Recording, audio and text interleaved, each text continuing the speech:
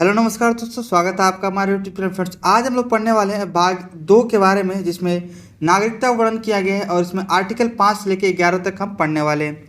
Friends, कल हमने पढ़ी थी भाग 1 संघ राज्य क्षेत्र के बारे में और उसमें हमने देखा था 1 से लेकर 4 तक आर्टिकल डिटेल में हमने देखी थी। किस प्रकार से राज्यों का स्थापना किया गया, किस प्रकार से राज्य पुनर्गठन अधिनियम बना था, उससे रिलेटेड जितने भी हमने फैक्ट देखे थे और कॉन्सेप्ट था, सारा चीज़ हमने कल देख चुके हैं।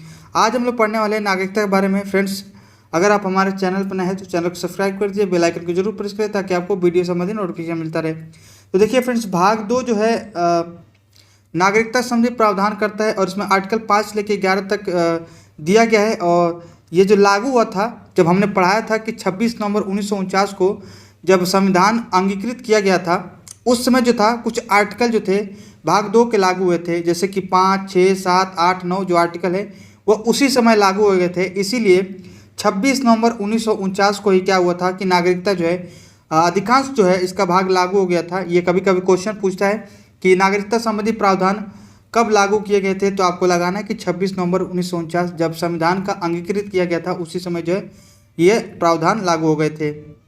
और आप जानते हैं कि भारत के संविधान में एकल नागरिकता के प्रावधान किया गया, जो कि हम लोग कहाँ से लिए, ब्रिटेन से लिए। ये कॉन्सेप्ट कहाँ से लिया गया, तो एकल नागरिकता का प्रावधान ब्रिटेन से लिया गया है। उम्मीद है कि इतनी बातें आप समझ गए होंगे। अब देख लेते हैं अनुच्छेद। देखिए फ्रेंड्स, अनुच्छेद जो 5 कहता है कि संविधान के प्रारंभ में नागरिकता क्या होगी, ये बताता है। तो देखिए फ्रेंड्स, जब संविधान के प्रारंभ में, जैसे कि 26 जनवरी 1950 को जब संविधान लागू हुआ था, उस समय भारत की नागरिकता क्या होगी, क्या किसको भारत को नागरिक समझा जाएगा, इसके बारे में केवल बताता है आपका आर्टिकल 5। ये आपको नोट कर लेना है। तो संविधान लागू होने के समय भारत की नागरिकता क्या होगी या क्या किसको भारत का नागरिक समझाया जाएगा, उसमें आर्टिकल 5 में दिया गया है। और आर्टिकल 6 ये बताता है कि पाकिस्तान से भारत को प्रव्रजन करने वाले व्यक्तियों की नागरिकता का प्रावधान करता है आर्टिकल 6। यानी जब विभाजन हुआ था 1947 में भारत पाकिस्तान का, तो पाकिस्तान में जो लोग चले गए थे, तो वो जो भारत आना चाहते थे पाकिस्तान से, उनकी नागरिकता कैसे दी जाएगी, वो आर्टिकल 6 बताता है। और आर्टिकल 7 ये कहता है कि पाकिस्तान को प्रव्रजन करने वाले, यानी भारत से जो लोग पाकिस्तान गए थे और पुनः जो है पाकिस्तान से भारत आए थे, वो कहता है आर्टिकल से। यहाँ पे थोड़ा सा आर्टिकल 7 में आप ध्यान दीजिएगा, पाकिस्तान को प्रव्रजन करने वाले व्यक्तियों की नागरिकता के अधिकार के बारे में प्रावधान करता है।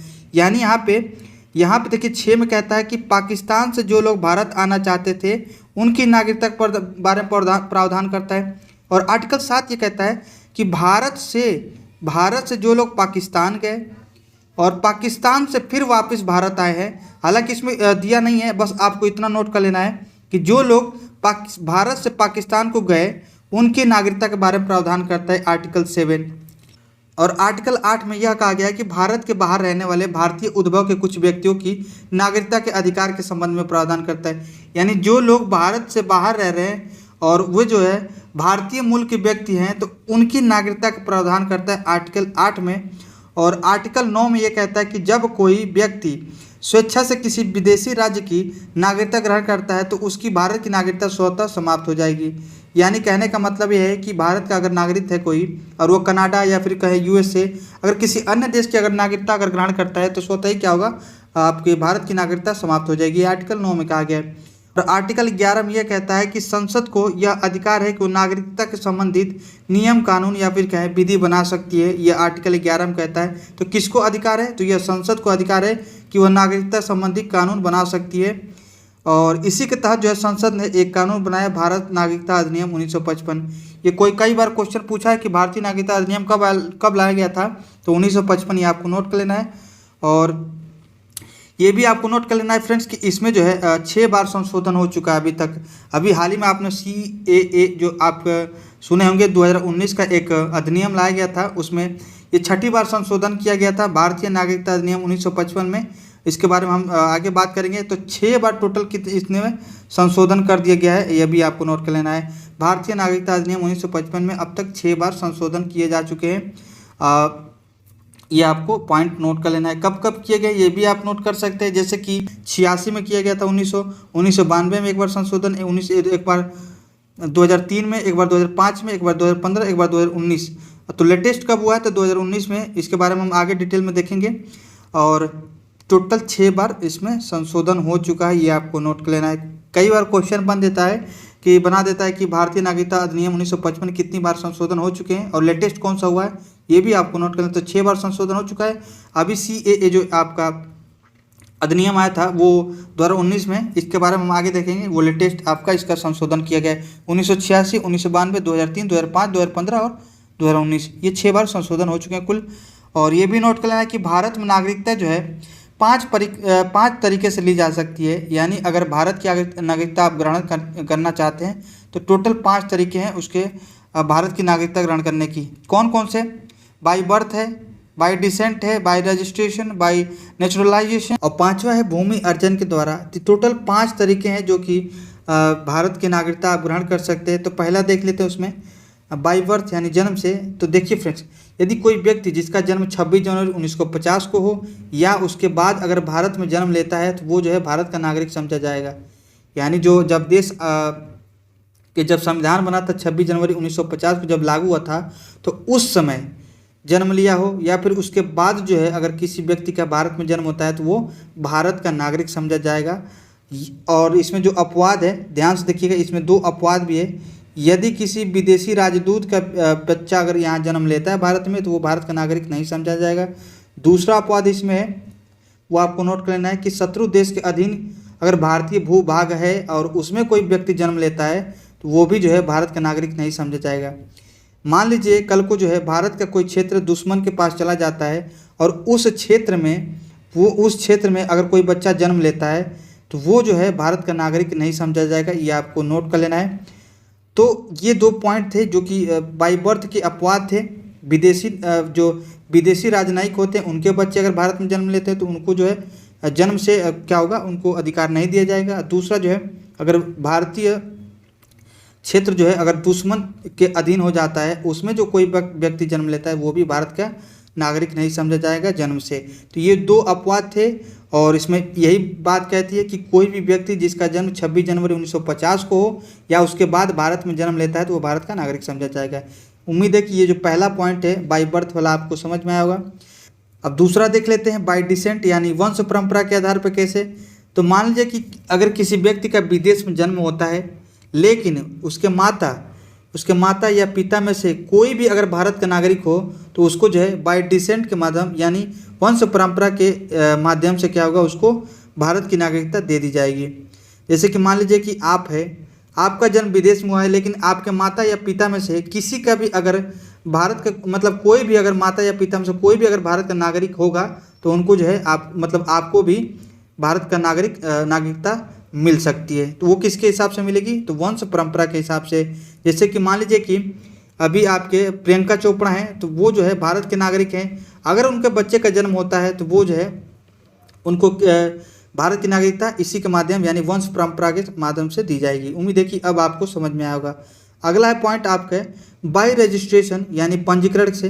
तो उम्मीद है कि ये आपको 2 पॉइंट आपको समझ में आएगा, बाई बर्थ और बाई डिसेंट। अब देख लेते हैं रजिस्ट्रेशन वाला। तो देखिए फ्रेंड्स, ये इंपॉर्टेंट है रजिस्ट्रेशन वाला।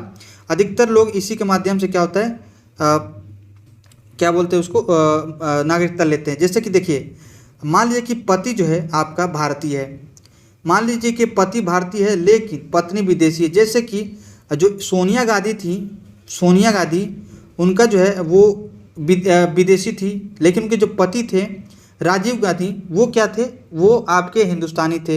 यानी वो जो भारत की नागरिकता उनके पास थी तो वो उनके पति थे, पति भारतीय हो गए लेकिन पत्नी विदेशी हो गई। तो उनको जो है पंजीकरण कराना पड़ेगा, लेकिन पंजीकरण से पहले उनको 5 वर्ष तक भारत में लगातार निवास करना होगा। तभी जो है उनको पंजीकरण के माध्यम से क्या होगा, आपके भारत की नागरिकता प्राप्त होगी। तो 5 वर्ष ये वाला जो कंडीशन है 5 वर्ष, और पत्नी क्या होगी, विदेशी होनी चाहिए। जैसे कि अभी सीमा हैदर जो आई हैं तो सीमा हैदर क्या है, विदेशी हैं। और जो है उनके जो अभी जो हस्बैंड है यहाँ का है, भारत का है, वो भारत का नागरिक है। तो उसको जो मिलेगा उसको 5 वर्ष तक क्या होगा, भारत में रहना पड़ेगा। सीधा सीमा हैदर को लगातार 5 वर्ष तक क्या रहेगी, भारत में रहेगी। तब उसको जो है पंजीकरण के माध्यम से हो सकता है कि उसको रजिस्ट्रेशन मिल जाए या फिर क्या है भारत की नागरिकता मिल जाए। उम्मीद है कि अब आपको समझ में आया। तो पति आपका हिंदुस्तानी होना चाहिए लेकिन पत्नी अगर विदेशी है तब उसको जो है पंजीकरण के माध्यम से क्या होगा, उसको रजिस्ट्रेशन मिलेगा। उम्मीद है कि यह बातें आपको समझ में आई हो। तो बाय बर्थ हो गया, बाय डिसेंट हो गया, बाय रजिस्ट्रेशन हो गया। अगला है देशीकरण से नेचुरलाइजेशन, ये भी इम्पोर्टेंट है।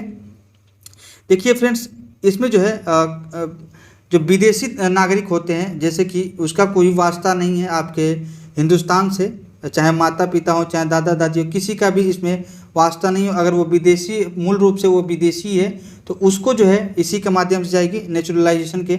इसके जो कंडीशन होते हैं वो आपको नोट कर लेना है। इसमें क्या होता है, ध्यान से देखिएगा। तो देखिए फ्रेंड, जो तो देखिए देशीकरण में आपको नोट कर लेना है कि कोई भी विदेशी नागरिक जो भारत से कोई वास्ता नहीं है, अगर वो भारत की नागरिकता लेना चाहता है तो वो अपने देश की नागरिकता सबसे पहले त्याग करेगा।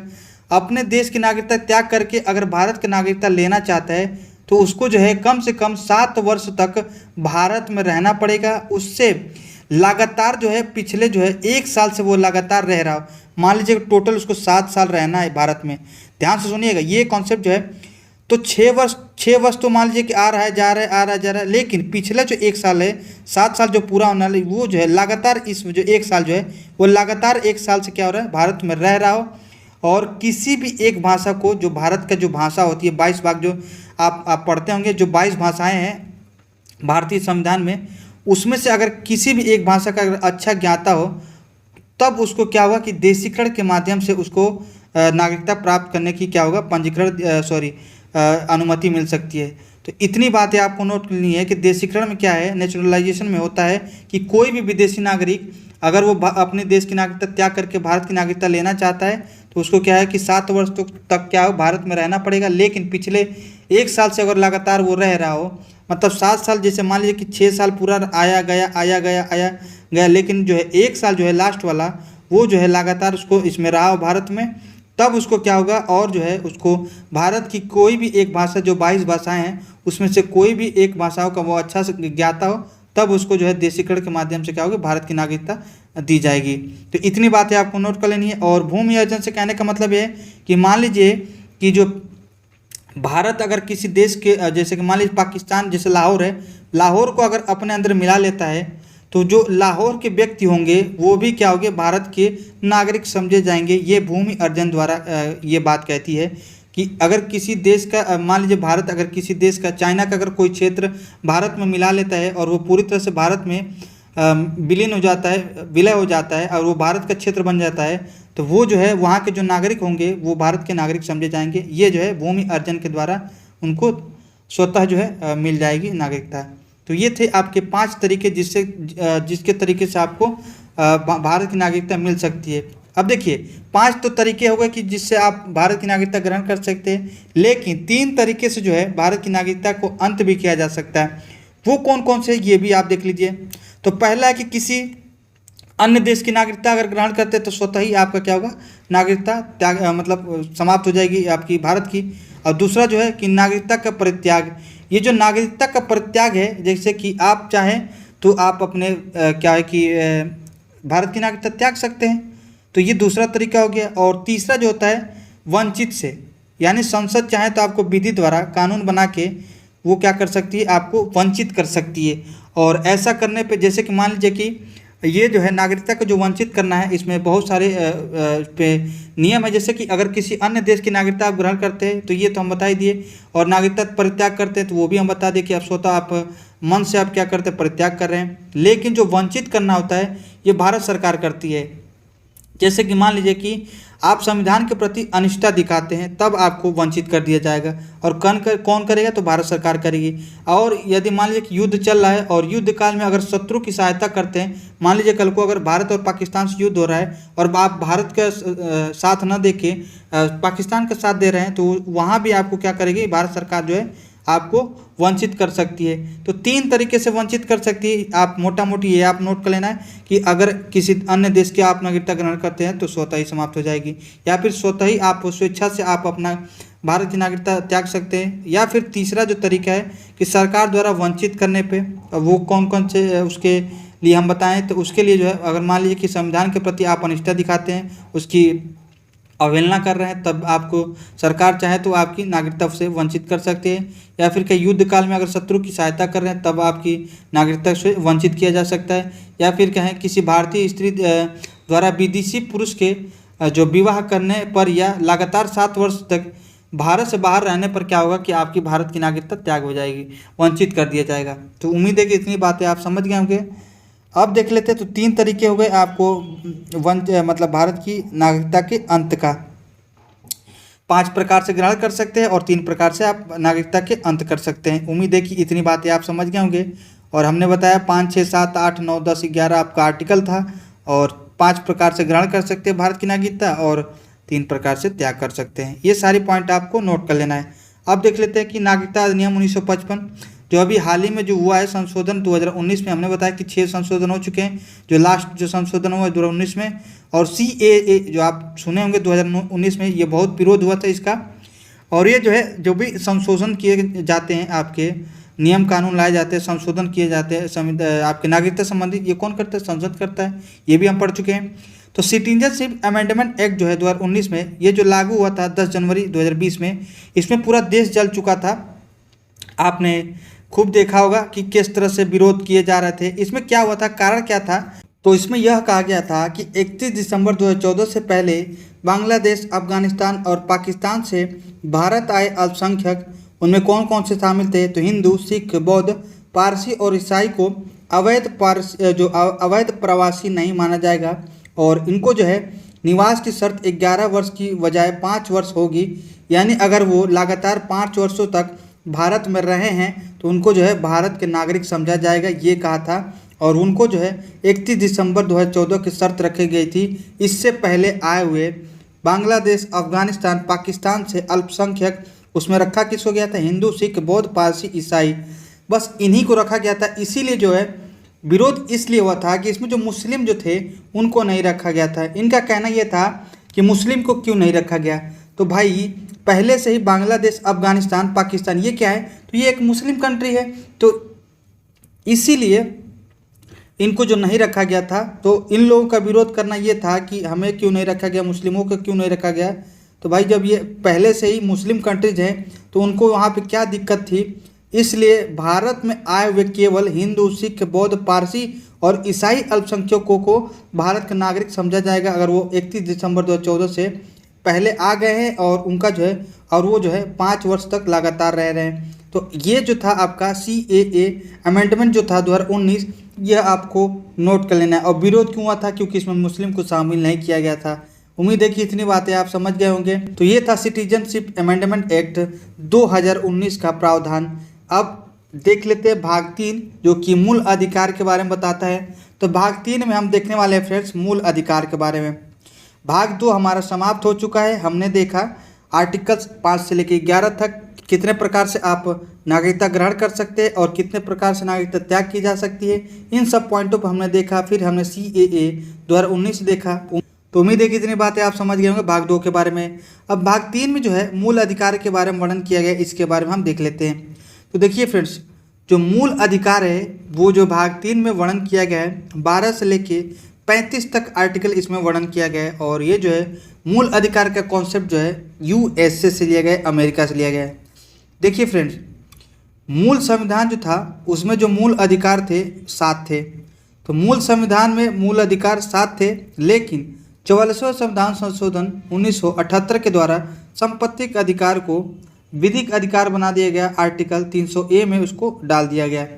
और 42वें संविधान संशोधन 1976 जो है लागू कब हुआ था, ये भी कभी कभी क्वेश्चन बन जाता है।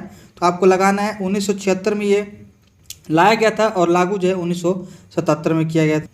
और 44वें संविधान संशोधन जो था 1978 को लाया गया था, लेकिन लागू जो है 1979 को हुआ था। ये भी आपको नोट करना है, 78 में लाया गया था, 79 में लागू हुआ था।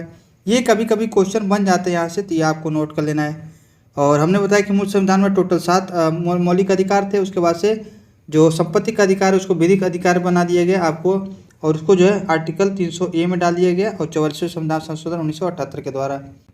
अब देख लेते हैं कि वर्तमान में जो 6 फंडामेंटल राइट हैं वो कौन कौन से हैं, उनके बारे में हम देख लेते हैं। तो देखिए फ्रेंड्स, पहला जो है समता का अधिकार, और वो जो है आर्टिकल 14 से लेकर 18 तक इसका वर्णन किया गया है। जब समता का अधिकार पढ़ेंगे उसमें आर्टिकल 14 से लेकर 18 तक वर्णन किया गया समता का अधिकार के बारे में। वहीं दूसरा जो आपका मौलिक अधिकार है वो जो है स्वतंत्रता का अधिकार है, और इसमें जो है आर्टिकल 19 से लेकर 22 तक वर्णन किया गया है। तीसरा है शोषण के विरुद्ध अधिकार, और इसमें जो है 23 और 24 आर्टिकल 2 जो है आर्टिकल है इसमें वर्णन किया गया है। धार्मिक स्वतंत्रता का अधिकार 25 से लेकर 28 तक इसमें वर्णन किया गया है। संस्कृति तथा शिक्षा संबंधित अधिकार जो है अनुच्छेद 29 और 30 इसमें वर्णन किया गया है। और संविधान उपचारों का अधिकार, ये सबसे इम्पोर्टेंट है इसमें, संवैधानिक उपचारों का अधिकार जिसे B.R. अम्बेडकर ने इसमें आत्मा कहा था, ये भी आपको नोट कर लेना है। और ये जो आर्टिकल 32 में दिया गया है संवैधानिक उपचारों का अधिकार। अब इसी के तहत जो है मूल अधिकारों के जो आर्टिकल 32 के तहत ही जो सुप्रीम कोर्ट है वो मूल अधिकारों के संरक्षण में क्या कर सकता है, रिट जारी करता है 5 प्रकार की। उसके हम बारे में आगे डिटेल में बात करेंगे। तो उम्मीद है कि इतनी बातें आप समझ गए होंगे। वर्तमान में कितने फंडामेंटल राइट थे? टोटल 6 हमने देख लिया। कौन कौन से? समता का अधिकार, स्वतंत्रता का अधिकार, शोषण के विरुद्ध अधिकार, धार्मिक स्वतंत्रता का अधिकार, संस्कृति तथा शिक्षा संबंधी अधिकार, संवैधानिक उपचारों का अधिकार। टोटल 6 संवैधानिक जो मूल अधिकार है अभी वर्तमान में संविधान में दिए गए हैं। और ये भी आपको नोट कर लेना है कि भाग 3 को संविधान का मैग्ना कार्टा कहते हैं, अधिकार पत्र जिसको कहा जाता है, ये भी आपको नोट कर लेना है। और मैग्ना कार्टा जो शब्द का प्रयोग सर्वप्रथम 1215 में ब्रिटेन के राजा जॉन ने किया था, ये भी आपको नोट कर लेना है। तो मैग्ना कार्टा जो है इन्होंने एक जो अपने जनता थी वहाँ के, उनको जो है एक अधिकार पत्र दिया था जिसको जो है मैग्ना कार्टा कहा जाता है। इसीलिए जो है भाग 3 में जो मौलिक अधिकार है बाद में यही चल के मौलिक अधिकार के रूप में जन्म लिया, ये भी आपको नोट करना है। इसीलिए जो है जो मूल अधिकार जो है भाग 3 में उसको हम क्या कहते हैं, मैग्ना कार्टा कहते हैं या फिर कहें अधिकार पत्र कहते हैं। और सर्वप्रथम जब प्रयोग कहाँ किया गया तो ब्रिटेन के जो राजा जॉन थे 1215 में किए थे, ये भी आपको नोट कर लेना है।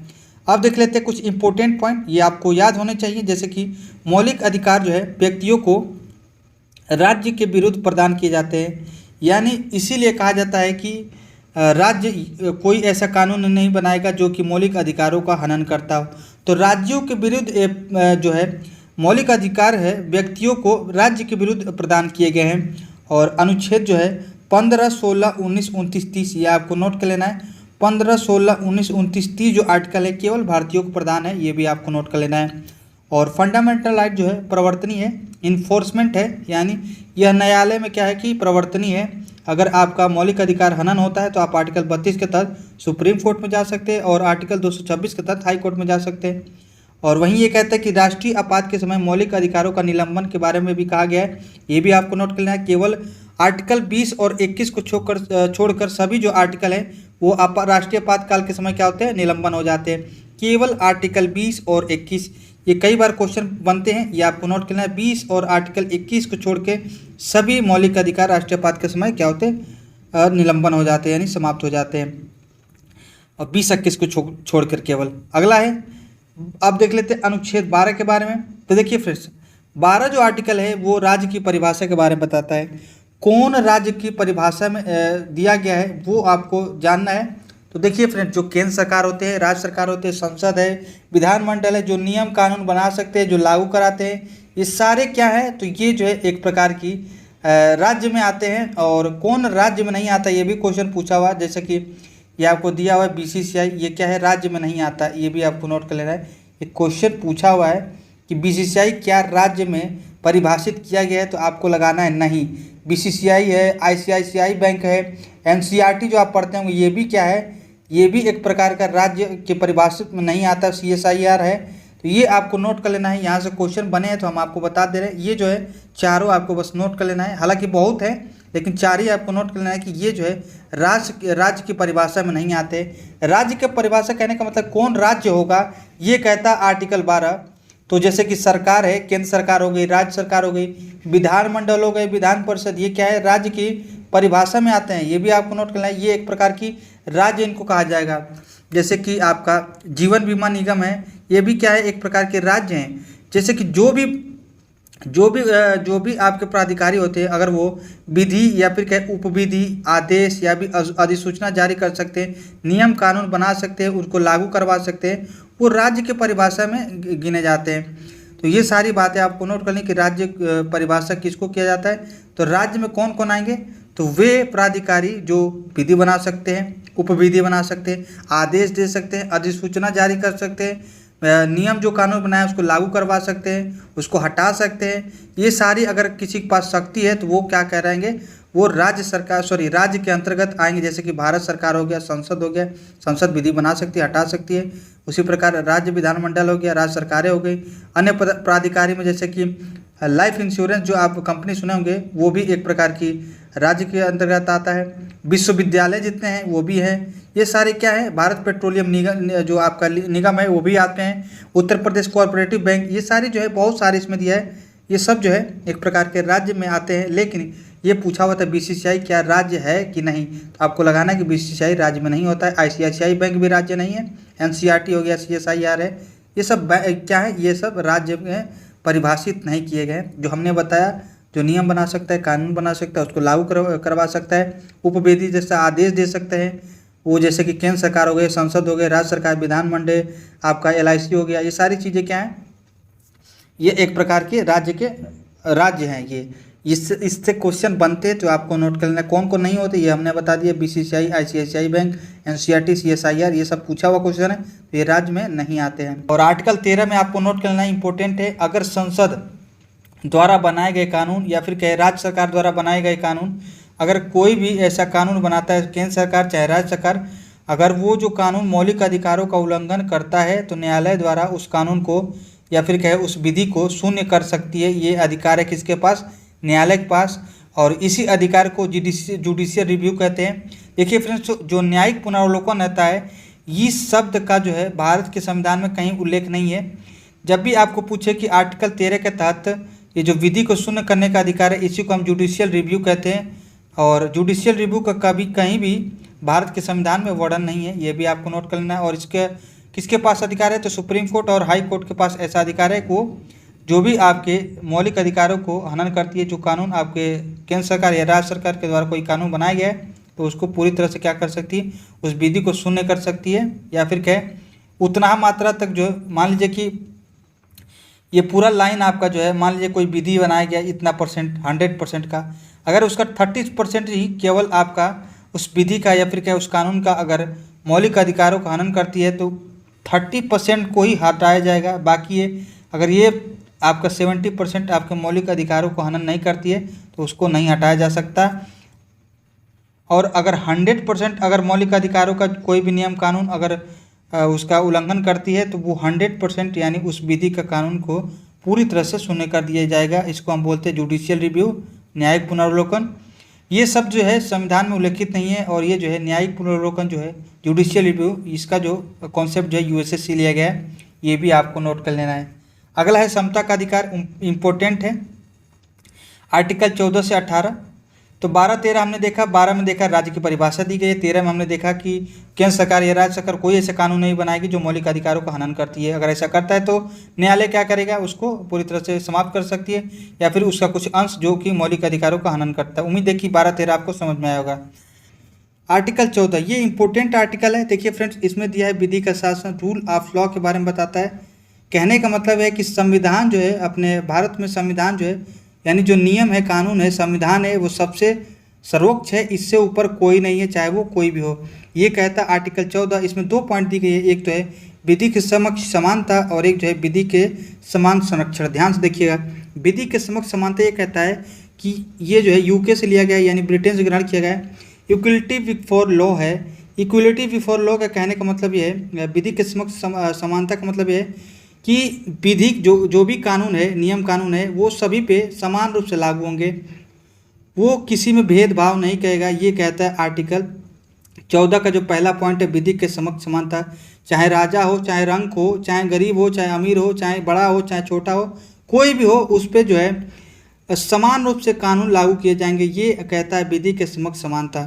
लेकिन दूसरा जो पॉइंट है विधि के समान संरक्षण, ये यूएसए से लिया गया है। इसमें कहता है कि समान परिस्थितियों में समान व्यवहार किया जाएगा और असमान परिस्थितियों में असमान व्यवहार किया जाएगा। इसमें 2 पॉइंट कहता है। जैसे कि मान लीजिए कि अगर आपका फिजिकल टेस्ट होता है तो देखिए उसमें मेल के लिए अलग प्रावधान किया जाता है कि 400 जो है, मान लीजिए 1600 मीटर अगर मेल का दौड़ होता है तो सभी मेल पे क्या होगा, ये क्या है, समान परिस्थिति असमान परिस्थिति हो जाएंगी। और उसमें फीमेल जो हो गई तो उसमें टाइमिंग क्या हो जाता है, बढ़ा जाता है। जैसे मेल का जो है, मान लीजिए कि 1600 अगर दौड़ हो रहा है तो उसको कहेगा कि 6 मिनट में दौड़ेगा, और वहीं फीमेल होगी तो उसको कहेगा 10-12 मिनट में दौड़ेगा। तो देखिए यहाँ पे अलग अलग जो है परिस्थितियाँ हैं और अलग अलग जो है उनके व्यवहार भी किया जा रहा है। तो समान परिस्थिति में समान व्यवहार किया जाएगा। मेल के लिए समान व्यवहार, समान परिस्थिति है, सभी मेल के क्या है, सभी मेल पे समान परिस्थितियों पे समान व्यवहार किया जाता है। और वहीं मेल और फीमेल दोनों हो जाती हैं तो उनका अगर फिजिकल टेस्ट दोनों का एक साथ होगा तो असमान परिस्थितियाँ हो जाएंगी और असमान परिस्थितियों में असमान व्यवहार किया जा सकता है। ये कहता है इक्वलिटी प्रोटेक्शन ऑफ लॉ। उम्मीद है कि दोनों पॉइंट आपको समझ में आएंगे। विधि के समक्ष समानता और विधि के समान संरक्षण, ये 2 पॉइंट दिए गए हैं आर्टिकल 14 में। अगला आर्टिकल है आपका आर्टिकल 15 और ये जो है शैक्षणिक संस्थानों में आरक्षण से संबंधित है, ये आपको नोट कर लेना है। देखिए ये जो है हमने बताया कि 15, 16, 19, 29 जो आर्टिकल है केवल भारतीयों को दिया गया है, तो 15 जो है अनुच्छेद 15 ये केवल भारतीयों को प्राप्त है। 15(1) में यह कहा गया है कि राज्य नागरिकों के साथ धर्म, जाति, वंश, लिंग और जन्म के स्थान पर कोई भेदभाव नहीं करेगा। ये 5 पॉइंट है, धर्म, जाति, लिंग, वंश और जन्म स्थान, ये आपको याद होने चाहिए। इनके आधार पर कोई भेदभाव नहीं कर सकता है राज्य, ये कहता है आर्टिकल 1 15 का पहला। और 15 का जो तीसरा कहता है कि महिलाओं जो ये जो है पहला आर्टिकल 15(1) और 15 का जो सब क्लास 2 है इसका जो है अपवाद है 15 जो है आर्टिकल 15(3). ये 15(1) और 15 जो 2 है सब क्लास उसका अपवाद है, ये कभी कभी पूछ देता है, ये आपको नोट कर लेना है। ये कहते हैं कि राज्य जो है महिलाओं और बच्चों के लिए विशेष प्रावधान कर सकता है आर्टिकल 15(3) में। ये इंपॉर्टेंट है, आपको नोट कर लेना है। ये कई बार क्वेश्चन पूछा हुआ है 15(3) के बारे में कि राज्य महिला और बच्चों के लिए विशेष प्रावधान कर सकते हैं। ये किस आर्टिकल में दिया गया है, तो 15(3) में आपको नोट कर लेना है। और इसी के तहत जो है पॉक्सो एक्ट 2012 लाया गया था और महिलाओं का जो घरेलू हिंसा है जो एक्ट आप पढ़ते हैं 2005 वो भी लाया गया था, ये भी आपको नोट कर लेना है। तो 15(3) इंपॉर्टेंट है। और ये जो 15(1) और 15 जो आर्टिकल 2 है 15(1) जो सब क्लास है और 15 का जो सब क्लास 2 है उसका जो है अपवाद है 15 का सब क्लास 3, 4, 5। उम्मीद है कि इतनी बातें आप समझ गए होंगे। और 15(6) जो आपका दिया है 15 का सब क्लास 6, ये आपका आगे हम देखेंगे, ये भी इंपॉर्टेंट है।